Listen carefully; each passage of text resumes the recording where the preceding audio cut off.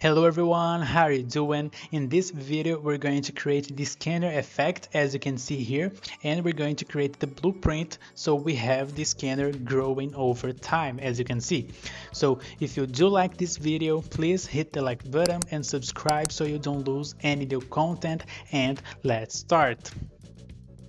For this I'm actually going to use a sphere.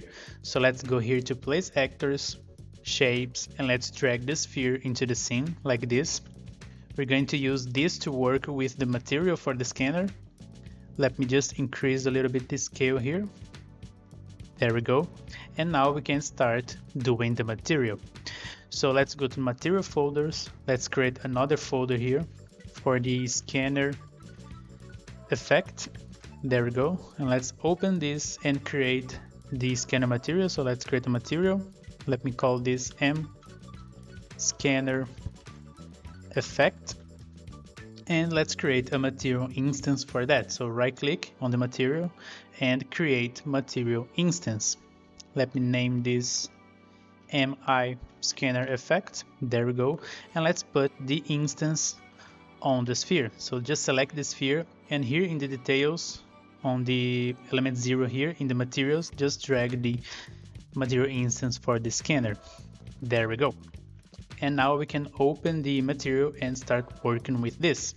First, let's change the blend mode from opaque to translucent because we need some opacity here.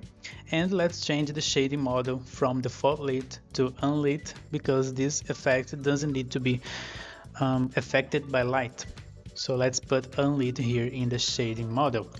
And let's start with the colors because it's simple. So let's add a constant tree vector here. So hold 3 on the keyboard and left click to add this constant tree vector.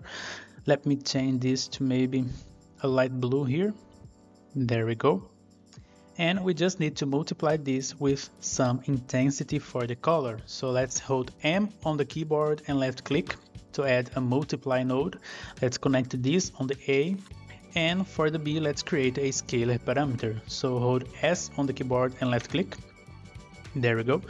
I'm gonna name this scanner intensity. There we go. Let's put maybe 100 here. There we go. Let's connect this on the B and this on the emissive color. There we go. Now we have some emission on the material, as you can see. So now let's work with the opacity. So this effect will be based on the depth fade node. So let's right click and type depth, and you'll find this node, depth fade. Let's select this and let me connect this on the emissive color so you know how this works. So let's apply and save. And as you can see, the whole sphere is now white. This is because there's no intersection with the sphere. But if I bring this down, this sphere starts intersecting with the ground, and now we have this part here, the intersection, we have black. And this is basically how we can create a mask between what is intersecting and what part is intersecting and what part are not intersecting. So let's use this on the opacity here. So if I bring this from the emissive here to the opacity, and apply and save. There we go. The whole sphere is now black, but if I bring this down, this sphere disappears only in this part. That's what we want, but the inverse of that. So I need the whole sphere to be transparent and only the intersection part to be opaque. So let's invert this with an 1 minus. So let's just type here 1 minus. There we go. And we just need to connect this here and the results on the opacity. There we go. And now if we apply and save, as you can see, the sphere is now visible only in this part here where it intersects. So if I bring this up, as you can see, we cannot see. But if this sphere are intersecting with something, we will see the effect like this. There we go. But we are seeing this only from one side, as you can see, and I want to see the inside as well. To fix this, go to the material and just select this node or click anywhere else here in the empty and check the two-sided here. If we checked this, apply and save, There we go, we have the effect on both sides. Let me put here so you can see. There we go, and basically the scanner effect will be this sphere increasing in scale. So if we increase this in a fast way, as you can see, we have some kind of scanner effect. That's what we are building here. So let's go back to the scanner material and continue with this effect. Now that we have this basically set up for the opacity here, let's import the scanner texture. So again, I'll leave a link in the description so you can download all the assets that I'm using here. So let's go back here to the folders, let's go to the materials, scanner effect, and here let's create a new folder for textures. There we go, let's open this, and now let's go to import and just navigate where you download the folder. So here we have models, so just open models, scanner and textures, and here we have the effect folder. Just open this and we have this texture. Just import this one. There we go.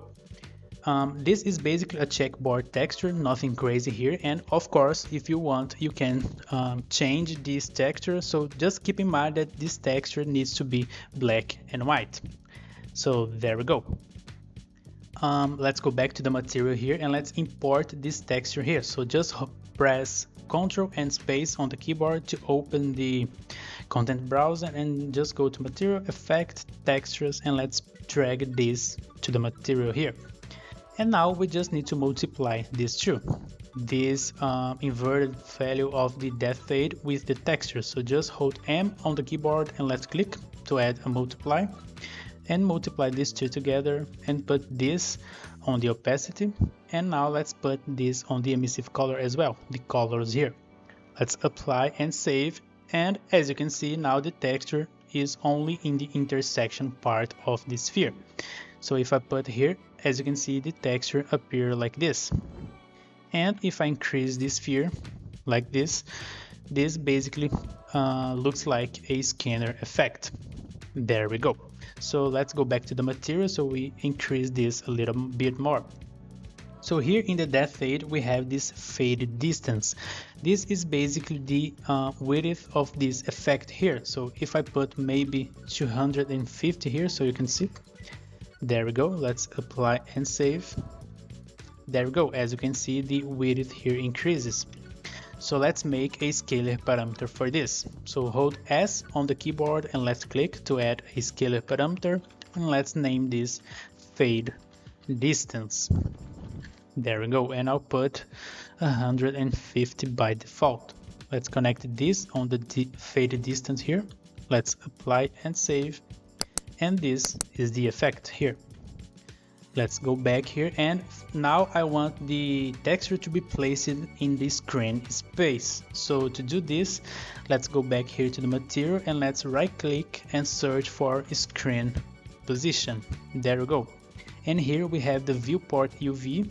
So now we just need to multiply this with a tiling parameter. So let's hold S on the keyboard to add a tiling here, a scalar parameter actually, and let's name this scanner mask tile. There we go. Let me put 1 by default so it is the same as now, and let's multiply these two. There we go, and the results here let's put on the UVs. There we go. Let's apply and save, and as you can see now the textures are on the screen space. So if I move the camera here, as you can see the texture move with us. So I just think that this is better with the scanner. So this is the effect now, and this is basically the effect, nothing crazy here. Now we can start creating the blueprint for this scanner. As I mentioned before, this is basically the effect. Now we just need to make this sphere grow over time to look like a scanner, as you can see. And we're going to create a blueprint for this, so later we can spawn this blueprint on the level, and the blueprint will grow over time, and everything that this sphere touches will have the icon in the model. So everything that is scannable. So let's create the blueprint. So let's go here to blueprint and right click, Go to blueprint and let's create an actor. There we go. Let's name this BP scanner. There we go. Let me delete this one from the level here. There we go. And now let's open the scanner. And here for the viewport, we're going to have a sphere here again. So let's go to components and add a sphere here. So just type sphere and add a sphere.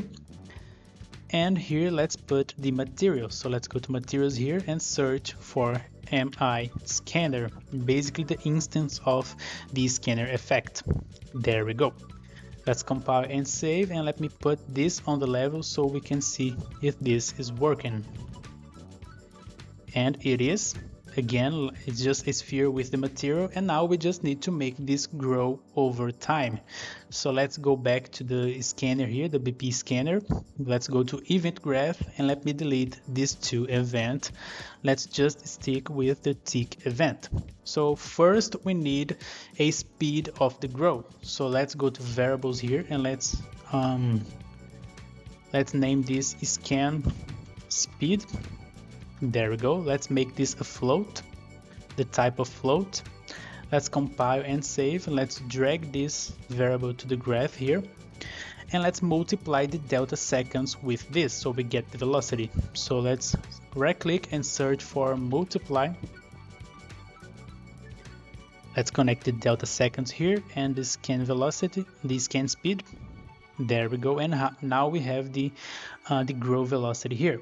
Now we just need to add this on top of the scale of this actor. So to get the scale, just right click and type get actor scale 3D. There we go. And here this is basically the scale, so we just need to add this velocity on this scale. So from here let's type add. There we go, and let's connect this on the B here, the second slot. And this is basically the new scale. So let's set the scale now. So right click and type set actor scale 3D. There we go. Let's add this node. Let's connect the execution pin here from the event in this set actor scale 3D, and the new scale is this one. Let's connect this, let's compile and save, and now let's go to the scan speed here and let's default this by maybe 20 so we can see. So let's add 20 here. And one thing that I forgot is that we need to go to the sphere here. We need to go down to collision and we need to change the collision preset from block all dynamic to no collision. So let's do this. Let's compile and save. And now if we hit play, let me increase the size here. There we go. As you can see, the scanner grows over time, but this is growing forever and we don't want that. We need to destroy the scanner after some time. So let's do this. So let's go back to the blueprint here. There we go, and let's do this on the begin play. So let's right click and type begin play. This is basically the event that fires on when this blueprint is constructed on the level, is spawned on the level. So from here we can just type delay. So let's right click and type delay. There we go. And let's connect this here. And now we can pass a duration of the scanner in seconds. So let's create a variable for this. Let's go to variable here, hit the plus, and let's name duration. There we go. And let's put maybe, let's compile so we can change the default value here. Let's put maybe 1 second so we can see. There we go. Let's grab this duration here and connect here in the delay node. And after this time we can destroy the actor. So let's from here type destroy actor. There we go. Let me just put this a little bit up here. There we go. If we compile and save now, and if I hit play, the scanner will be destroyed after 1 second. So let's see. As you can see, the scanner is destroyed after 1 second. So now we can just play with these values to get what we want. And of course we can change these two values in the game. So maybe we pick some kind of skills that increase the duration of the scanner or the speed of the scanner, so we can play with those values. This is basically it for this part. The next part will be the final one, and we will create the logic for spawning the scanner when we press a key and if we have the scanner device, and we will create the logic for detecting these scannable things on the world. So if you do like this video, please hit the like button and subscribe. That helps me a lot. And of course, as always, thank you for watching, keep learning, and I'll see you in the next video.